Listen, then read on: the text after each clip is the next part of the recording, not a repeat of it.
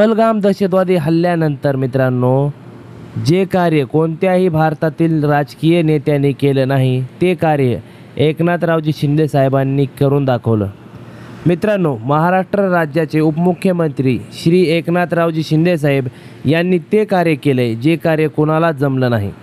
मित्रांनो, काश्मीरमधल्या एका आदिल नावाच्या एका युवकाने हिंदू भावांना वाचवण्यासाठी तो शहीद झाला. त्याने आपला स्वतःचा प्राण गमावला. त्या आदिलसाठी श्री एकनाथरावजी शिंदे साहेबांनी 5 लाख रुपये कॅश, म्हणजे फक्त शिवसेनेतर्फे, कॅश म्हणजे फक्त शिवसेने या पक्षाकडून त्याच्यासाठी 5 लाख रुपये आणि त्यांचं घर बांधून देण्याची तयारी. आदिल नावाचा एक तरुण होता. त्यांनी या पर्यटकांना देखील, जेव्हा आतंकवादी आले, पर्यटकांना देखील ताबडतोब काही लोकांना त्यांनी तिथून खाली जायला सांगितलं. पर्यटकांवर तो गोळीबार करू नये पुन्हा म्हणून त्याने जीवाची बाजी लावली आणि त्याच्यामध्ये मागून दुसऱ्या एका आतंकवाद्याने, अतिरेक्याने त्याला गोळ्या घातल्या आणि तो त्याच्यामध्ये शहीद झाला. त्याला देखील एक परिवाराला त्याच्या 5 लाख रुपयाची मदत केली आणि त्याचं जे मोडकळीस आलेलं घर देखील आपले कार्यकर्ते तिथं त्याला पुन्हा बांधून देतील. तुम्ही म्हणताल मित्रांनो की एक मुस्लिमाची मदत केली म्हणून तू एकनाथराव शिंदे साहेबांची स्तुती करत आहेस.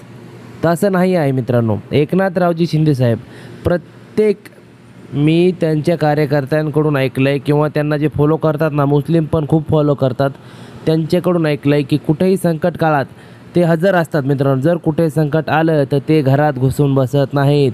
ते स्वतः त्या ठिकाणी जातात, तिथल्या लोकांना मदत करतात, पैशाची असो, हिमतीची असो, कशाचीही असो. मित्रांनो, त्यांनी आदिलच्या कुटुंबियांना त्यांचं सांत्वन केलं, त्यांना भावपूर्ण श्रद्धांजली अर्पण केली. पुन्हा जे दुसरे आहेत ना मित्रांनो, त्यांनासुद्धा, जे घोडेस्वार होते त्यांचंसुद्धा त्यांनी कौतुक केलं की तुम्ही त्यांचा जीव वाचवला म्हणून. पाठीवर घेऊन फिरत नव्हते का, त्यांचासुद्धा. तर मित्रांनो, असाच नेता महाराष्ट्राला पाहिजे. मित्रांनो, प्रत्येक देशात असाच एक नेता पाहिजे जे राजकारण तर करेलच, राजकारण सोडूनसुद्धा तो समाजकारण करेल, तो जनतेसाठी पण काही विचार करेल. मित्रांनो, एकनाथराव शिंदे साहेबसुद्धा या गोष्टीत राजकारण करू शकले असते. त्यांनीसुद्धा, त्यांच्या पक्षानेसुद्धा हे सांगितलं असतं की हिंदूंना मारलं गेलं, हिंदूंना नाव विचारून मारलं गेलं, हिंदू मुस्लिम द्वेष निर्माण केला असता. परंतु आमच्या एकनाथरावजी शिंदे साहेबांनी असं काहीच केलं नाही. शिंदे साहेबांनी हा हल्ला फक्त दहशतवादी हल्ला आहे असं सांगितलं. पाकिस्तानाला शिव्या दिल्याच पाहिजेत त्या हरामखोरांना शिव्या, यात काही शंका नाही. परंतु भारतातील मुस्लिमांवर कोणीही बोट ठेवू नये असं एकनाथरावजी शिंदे साहेबांचं बोलणं आहे. मित्रांनो, आणि त्या काश्मीरच्या युवकांचं मी आभार मानतो, त्या काश्मीरच्या जनतेचं मी आभार मानतो ज्यांनी मुस्लिम समाजाचं नाव खराब होऊ दिलं नाही. आणि आमच्या शिंदे साहेबांचं पण मी आभार मानतो की ज्यांनी त्या कुटुंबाला मदत केली आणि त्यांचं घर बांधण्यास त्यांना मदत करीत आहेत ते शिवसैनिक.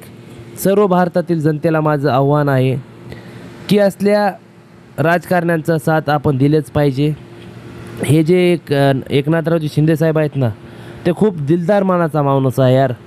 आज मी पहिल्यांदा शिंदे साहेबांना एवढं ओळखलं की शिंदे साहेबांना जी लोक गद्दार म्हणतात ना, त्यांच्यासाठी मला एक सांगायचं आहे. अरे भावांनो, गद्दार म्हणजे काय? तुमच्या घरातलं काय घेऊन गेलेत का ते? राजकीय पक्ष आहे ना, तो राजकीय पक्ष कुणीही चालव, चांगला माणूस जर चालवत असेल तर चांगलंच आहे ना. उद्धव ठाकरेंपेक्षा एकनाथरावजी शिंदे साहेब हे दिलदार मनाचा माणूस आहे, एवढं मी सांगू शकतो. उद्धव ठाकरे भलेही ठाकरे असतील, त्यामुळे त्यांच्याबद्दल सहानुभूती निर्माण झाली असेल, परंतु एकनाथराव शिंदे साहेब हे प्रत्येक माणसाला जोडून, त्यांचे कार्यकर्ते एकनाथरावजी शिंदे साहेबांशी खूप चलतं. त्यांचं कार्यकर्त्यांची संवाद एकनाथरावजी शिंदे साहेबांचा चांगला आहे. त्याचमुळे एकनाथरावजी शिंदे साहेब हे सर्वांना आवडतात. मला देखील आजकाल आवडत आहे.